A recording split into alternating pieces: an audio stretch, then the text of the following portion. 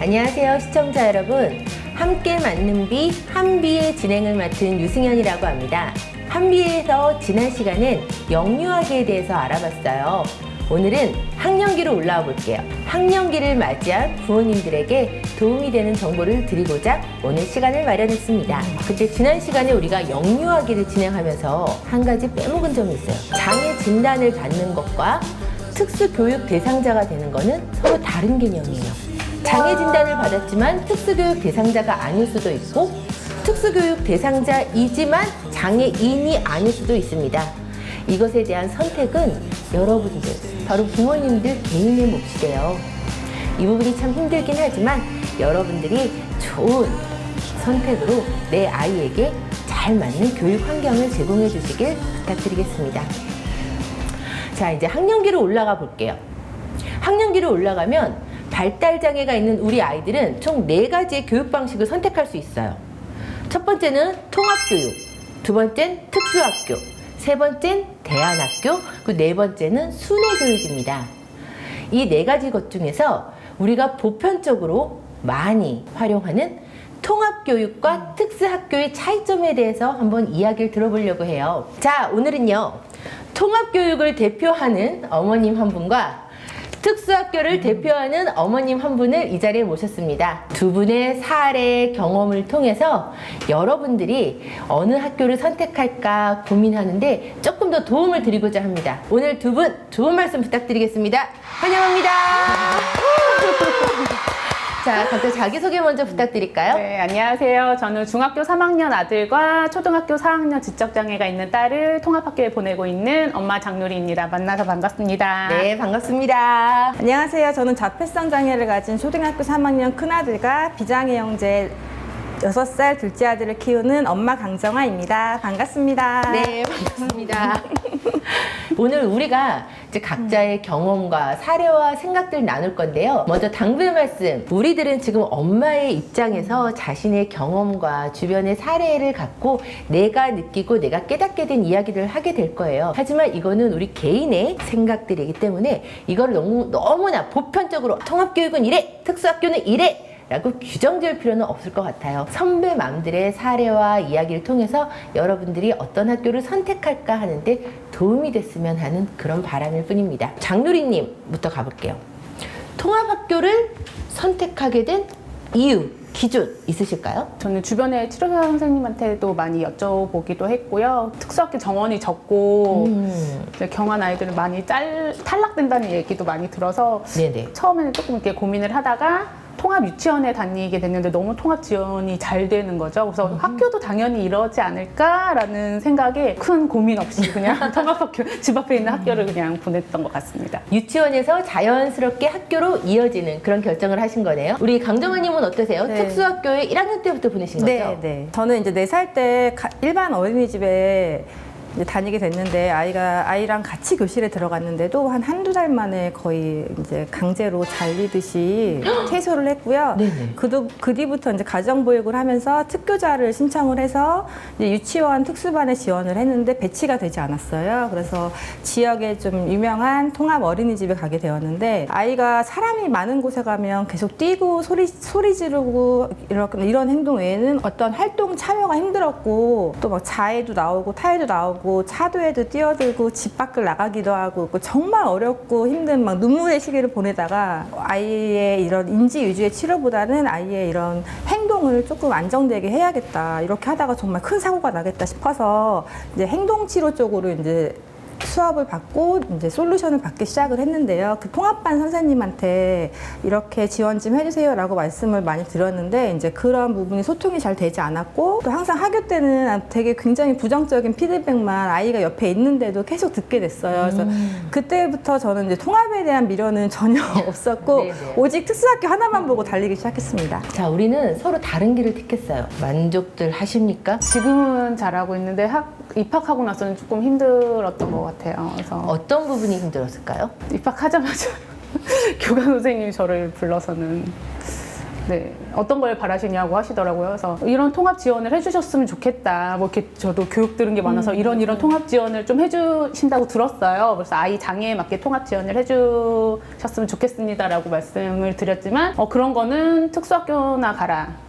라는 얘기를 정말 네네. 대놓고 하시더라고요. 그래서 통합학교는 이런 곳인가? 라는 충격에 막 1, 2학년 때는 헤어나오지 못하고 막 허우적거리다가 지금은 너무 좋은 선생님들을 만나서 너무 만족하면서 보내고 있고요. 일단 저는 이제 비장애 아이도 이제 학교를 다니고 있으니까 특수학교를 아마 지금 있는 데서 보냈다면 이사를 가거나 아니면은 일찍 보내기 위해서 아침을 되게 서둘러내라 비장애 아이는 네가 알아서 밥 먹고 가 뭐 이랬을 것 같거든요. 근데 둘 다 이제 집 앞에서 걸어서 막 5분 거리 10분 거리에 이제 학교를 가다 보니까 아침을 같이 누릴 수 있다는 게 일단 너무 좋고 주변 이웃들과 친구들이 생활하면서 부딪힌다는 거 네, 그런 것들이 굉장히 큰 만족도로 다가오고 또 이제 아이가 친구랑 이렇게 소통하고 이러는 걸 굉장히 좋아하는데 제가 느끼기에 이제 특수학교 가면 그런 핑퐁 대화나 맞아요. 이렇게 보고 듣는 거나 하는 것들이 한계가 조금 있을 것 맞아요. 같은데 그 부분에서 만족도가 굉장히 높습니다. 감사하게도 저는 만족을 하고요. 아이가 그동안 정말 적응도 잘 해줬고 많이 성장해 줬습니다. 그래서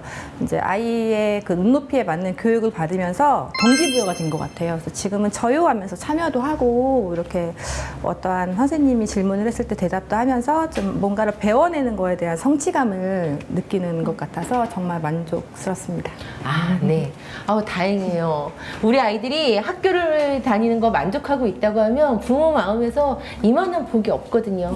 정말 다행입니다. 두 분 모두.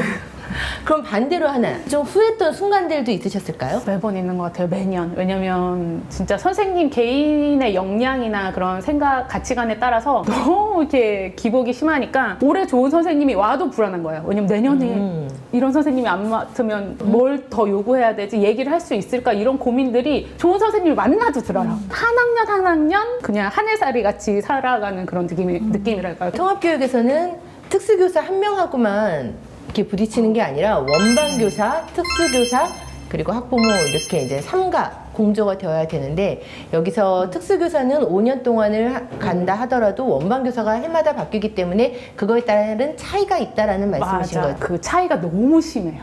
그러니까 보편적인 기준이 없이 내년에 어떤 선생님이 올지에 대한 불안감이 정말 비장애 아이 키울 때는 정말 한 번도 생각해 본 적이 맞아요. 없거든요. 우리 비장애 아이 키울 때는 네. 그냥 그냥 뭐 네. 올해 잘 보냈지 내년에 어떤 선생님이지 네네. 이 정도인데 이 선생님에 대한 막 정보를 막 캐게 돼. 진짜 나도 네네. 모르게 그럴 정도의 부담감이나 불안감이 그냥 엄습해 오는 것 같아요. 이제 SNS 상에 보면 통합교육을 되게 잘 해내는 친구들, 그 친구들과 잘 지내는 뭐 편지도 오고 막 이렇게 다양한 사례들이 요즘에는 어머니들이 공유를 많이 해주시거든요. 그래서 그런 거 볼 때 나랑 우리 아이가 같이 통합교육을 했으면 어땠을까 상상도 하고 한번 해볼 걸 그랬나 이런 생각이 들긴 했는데 했어야 됐어 라는 그런 확신에 찬 후회는 해본 적이 없는 것 같아요. 입학 전에, 학교 입학 전에는 이런 것들이 좀 도움이 됩니다 라고 말씀을 전해주실 수 있을 만한 어떤 선배 부모로서의 팁이라는 게 이런 게 있을까요? 그룹이나 짝치료, 뭐 학교 준비반 이런 거에 한 번도 선정이 된 적이 없었어요. 그런 것도 면접을 보고 진행을 하기 때문에 네, 그냥 오로지 1대1 치료만을 받고 이제 학교에 들어가게 됐고요. 근데 저희 아이 같은 경우는 어려운 행동이 굉장히 많았어서 저희 가정이 정말 다 흔들릴 정도로 많이 힘들었었는데요. 이제 그런 어려운 행동을 개선할 수 있는 방법을 지역 내에 장애인 가족지원센터나 장애인 부모연대를 통해서 좀 정보를 받으시고 또 동료 상담가라는 제도도 있으니까 그런 어떠한 선배의 마음과 대화를 통해서 여러 가지 팁을 많이 받으시는 것도 좋고요. 저는 통합학교를 이제 결정을 하셨다면 초등학교 안에 있는 병설 유치원들이 꽤 있어요. 근데 거기 이렇게 정원들이 되게 많이 이렇게 몰려있지 않거든요. 그래서 그런 통합 유치원을 보내게 되면 그 학교에서 그 유치원에서 선생님이 알아서 그 학교 입학 준비들을 따로 해주세요. 제가 따로 이렇게 뭐 준비하거나 이렇게 다니지 않아도 그리고 이제 그 학교를 가게 되면 제일 좋은 게 학교의 그런 공간들을 익숙하게 견학을 시켜준다든지 아니면 특수학교 선생님과 이렇게 교류를 한다든지 하는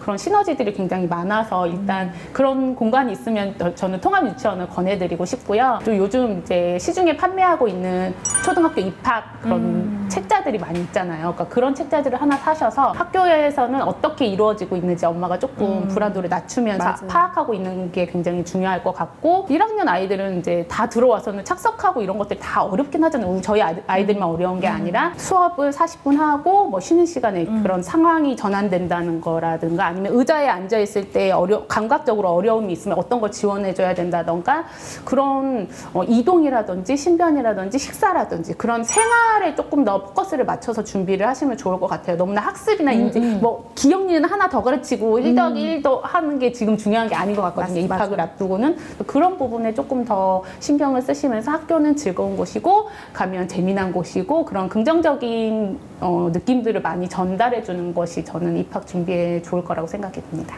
한글, 숫자 중요하지 않습니다. 착석은 신경이 쓰일 수도 있지만 또 학교에 막상 입학하고 나면 상황에 따라 달라질 수도 있다는 거 이런 거를 좀 알아주셨으면 좋겠어요. 유예는 하는 게 좋을까요? 안 하는 게 좋을까요? 저는 안 하는 게 좋다고 생각을 합니다. 개인적으로. 아이한테 이유? 혼란을 줄 수 있어서 그냥 자기 나이에 가능하다면 가는 것이 좋다고 생각합니다. 유예가 가능하다면 그것도 하나의 기회가 될 수 있지 않을까 하는 생각입니다. 저 같은 경우도 유예를 안 했는데요. 유예를 안 했던 이유는 특수교사 말 때문이었어요. 어머니, 동환이가 1년 동안 유예를 하고 나면 어디까지 발전할 거라 보세요? 1년의 시간이 지났을 때 어느 정도 인지가 굉장히 발달해 있는 친구가 1년이라는 시간을 어둠으로 해서 그 사이에 발전할 수 있는 게 이만큼의 영역이 좀 기대치가 있다면은 유예도 한번 좀 생각해 볼 만한데 저희 아들처럼 중증의 아이였을 경우에는 유예를 했을 때 거기서 얻는 게 크게 없다라고 하면 차라리 제 나이에 가서 또래 친구들하고 이제 덩치가 문제가 또 생기거든요. 그래서 그럴 때는 유예를 안 하고 그냥 보내는 게 나을 것 같습니다 라는 얘기를 듣고 나서 유예를 하지 않았습니다. 좀 다방면에서 잘 알아보고 가시길 부탁드리겠습니다. 아이들이 학교에 입학하기 전에 우리는 학교를 찾아가기도 하고 선생님들 면담도 합니다.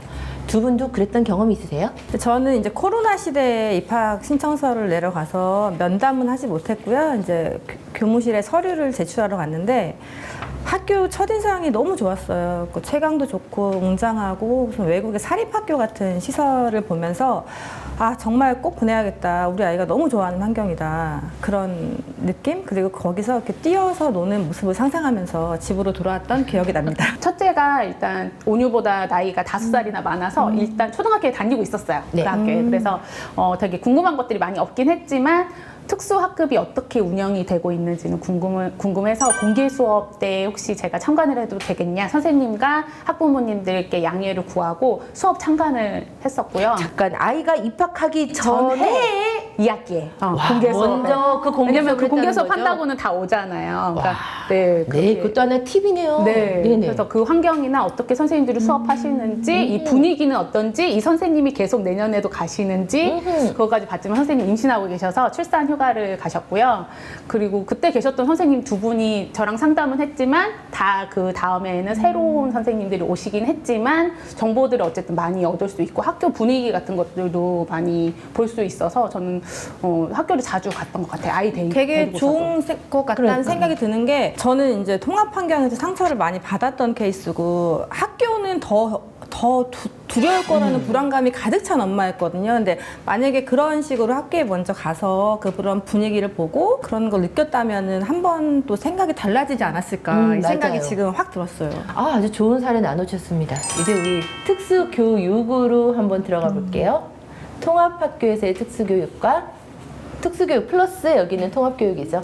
그리고 우리 특수학교에서의 특수교육에 대해서 들어가 봅니다. 풍경이 다릅니다.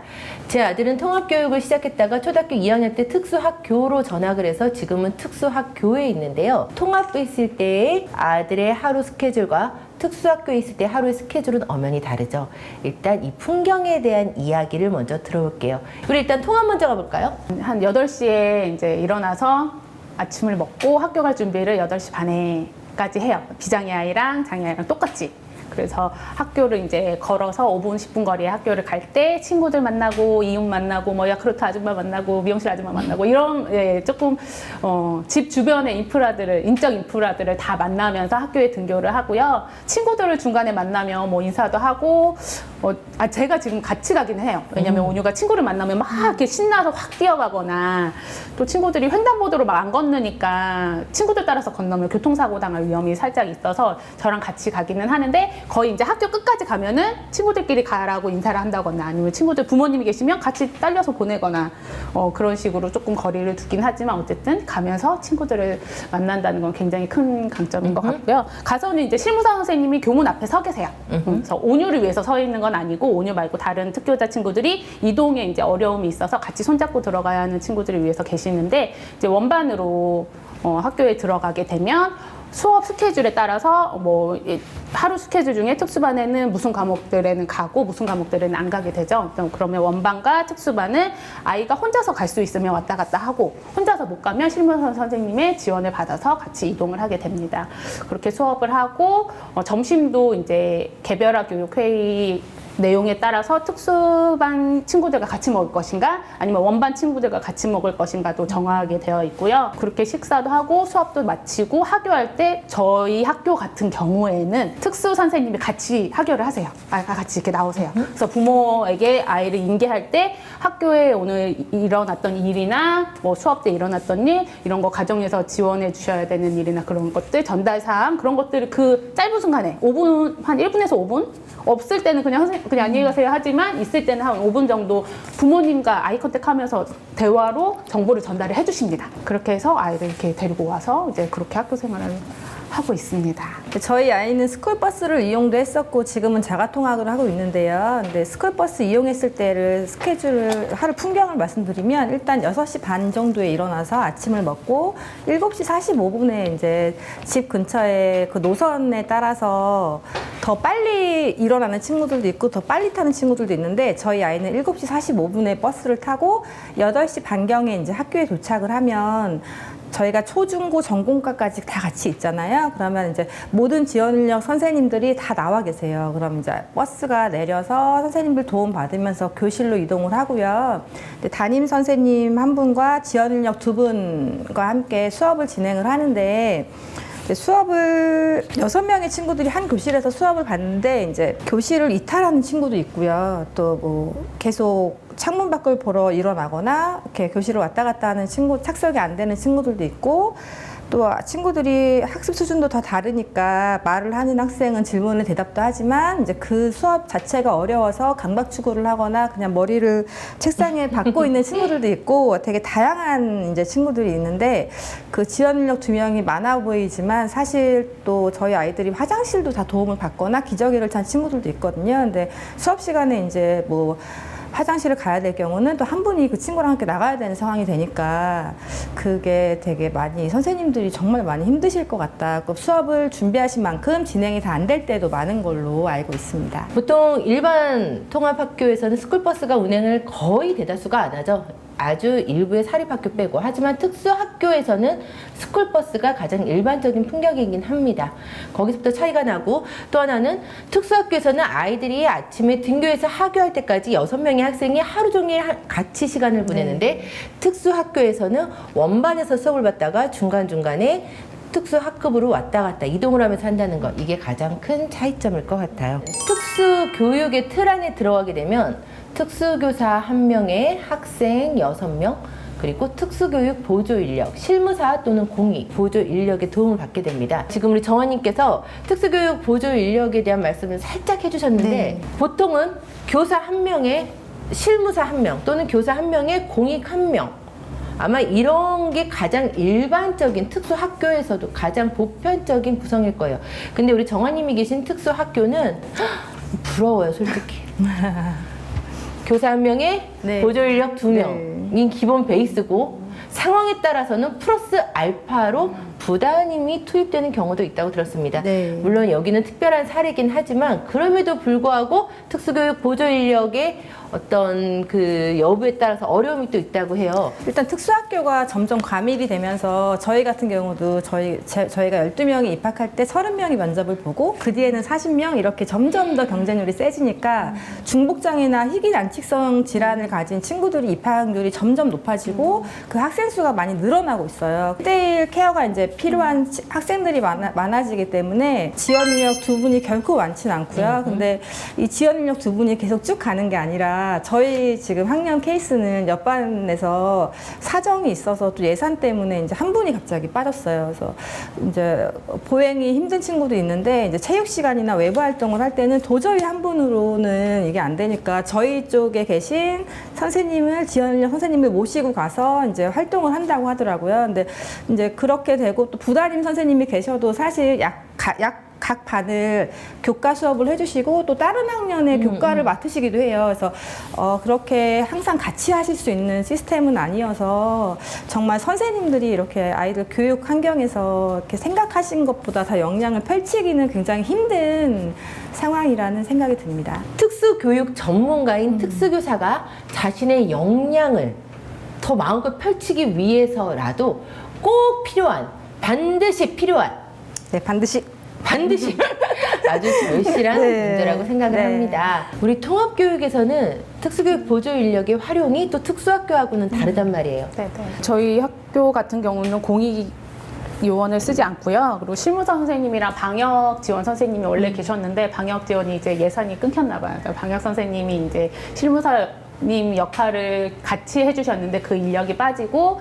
지금 두 반에 10명의 특교자 아이들이 있는데 한 분의 실무사 선생님들이 이 10명의 아이들의 원반에 저희는 원반에 투입이 되세요. 그래서 특수교사 선생님이 혼자 이제 1대1이나 1대 뭐 다수의 수업을 할 때 실무사 선생님 거의 들어오시지 않고요. 원반의 아이들이 가서 수업을 할 때 지원을 나가셔서 뭐 이제 이동이라든지 신변처리나 뭐 급식, 수업 지원 등을 이제 지원을 해주시는데 그거 정하는 거를 저희가 거의 할 수는 없고요. 저희가 그 개별화 교육회의 때 나눌 수는 없고 원반 선생님들이 이 과목 시간에는 실무사 선생님들의 지원이 너무너무 절실히 필요합니다라고 과목을 정해주시면 특수반 선생님 시간표랑 이렇게 조율을 해서 그렇게 갈 수 있도록 실무사 선생님이 쪼개서 네, 들어가고 있는 실정입니다. 너무 필요한데 실무사 선생님이 있고 없고의 차이가 수업 질에 굉장히 큰 차이가 있거든요. 그리고 또 실무사 선생님의 역량 차이도 굉장히 심해서 선생님이 수업 지원을 정말 잘 해주고 이 아이를 정말 존중하면서 이렇게 지원해 주시는 이렇게 자기가 되게 무기력하지 않게 지원을 해주시는 실무사 선생님들도 계시지만 계속 이동하는 친구를 안 치기만 하시는 선생님들도 맞아요. 계세요. 그래서 실무사 선생님도 너무 중요하고 이 선생님의 인원수도 너무너무 통합학교에서 중요하지만 일단 특수학교에 많이 가고 나머지를 이렇게 찢어서 갖는 형태로 통합학급에 받기 때문에 너무 이 숫자가 적고 실무사 선생님 인력만 조금 더 많이 지원이 되더라도 정말 많은 것들을 할 수 있을 것 같거든요. 일주일 시간표 중에 오뉴한테는 4시간 들어오고 다른 친구도 다 2시간, 뭐 3시간, 4시간. 나머지는 정말 원반 선생님이 오롯이 혼자 이 20몇 명의 아이들의 수업을 이끌어 나가는 현실이다 보니까 많이 통합학급에서의 수업들이 어려운 것 같습니다. 네, 우리는 특수교사의 수를 늘려서 그 한 학급, 특수교사가 맡게 되는 한 학급당 아이 수를 줄이는 것도 필요하지만 또 그에 못지않게 특수교육 보조 인력의 수도 늘려주셨으면 하는 게 어떻게 보면 부모들의 공통된 지금 입장인 거예요. 네. 그래서 이런 부분에 대한 이야기는 우리가 이 다음에는 또 통합교육대 특수학교 교사편이 있거든요. 혹시 어떤 차이가 있을까? 그것도 한번 좀 비교하면서 재밌을 것 보시는 같아요. 것도 재밌을 것 같습니다. 우리 아이들의 학교 생활이라는 게 단지 이번 학기 지금 오늘만 잘 보내는 것뿐만 아니라 이 학교 생활이 곧 성인기에 건강하고 잘 사는 삶을 위해서 쭉쭉 연계가 되었으면 좋겠다는 생각을 많이 하거든요. 성인기의 삶을 담보하기 위한 연습 과정으로서의 학령기, 이 관점에서 본다면 지금 학교 생활에 만족들을 하시는지 아니면 이런 부분은 아쉽다, 이런 부분들은 좀 더 추가되었으면 좋겠다, 보강되었으면 좋겠다 하는 부분들 있으신지. 저는 개별화 회의를 먼저 말씀드리고 싶은데요. 이제 통합학교 그 학교에서 오히려 개별화 회의가 교장, 교감 선생님이나 뭐 교무부장 선생님 등등 여러분들이 같이 하시는 걸로 알고 있고, 특수학교 같은 경우는 개별화 회의를 할 특수교육 대상자가 정말 많잖아요. 그러니까 이제 그냥 담임 선생님하고만 상담을 하는 게 거의 그냥 국룰처럼 돼 있고,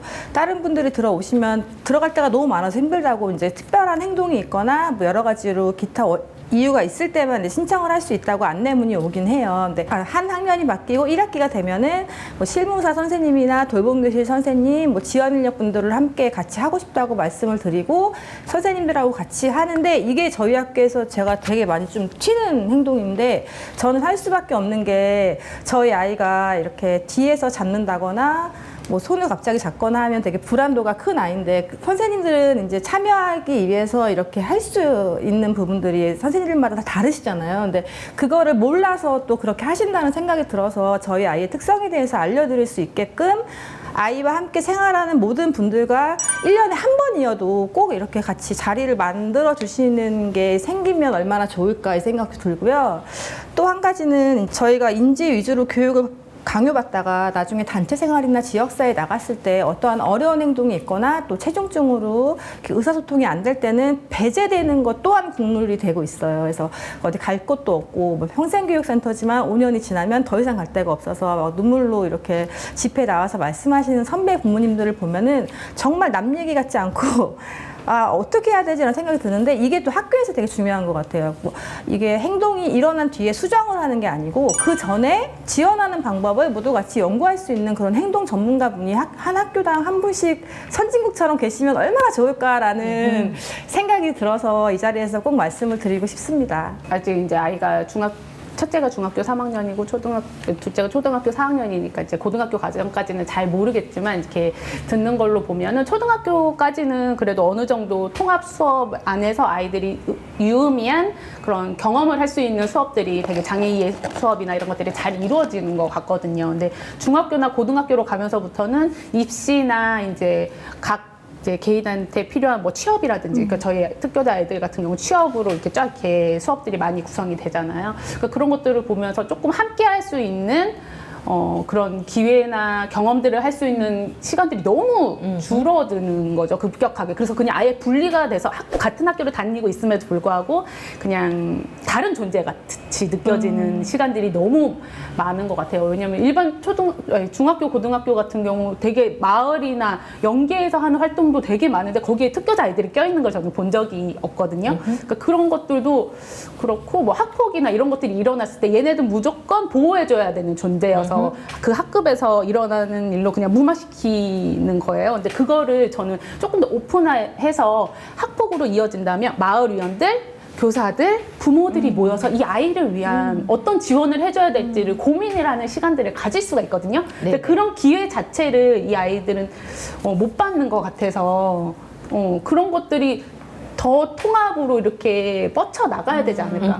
근데 그런 것들이 정말 없어요. 아휴, 그런 게 참 답답한 현실입니다. 저희도 없어요. 저희도 없어서 너무 오히려 어린이집 다니는 둘째가 지역사회에 더 동사무소도 가고 맞아요. 치과도 가고 막 이러는데, 저희는 1년에 한 번, 딱 한 번 나가더라고요. 근데 이것도 정말 또 얘기하지만 또 그 양질의 지원 인력이 있으면 가능하지 않을까 싶습니다. 오늘 이야기 들어보시니까 어떠세요? 좀 많이 깝깝하셨나요?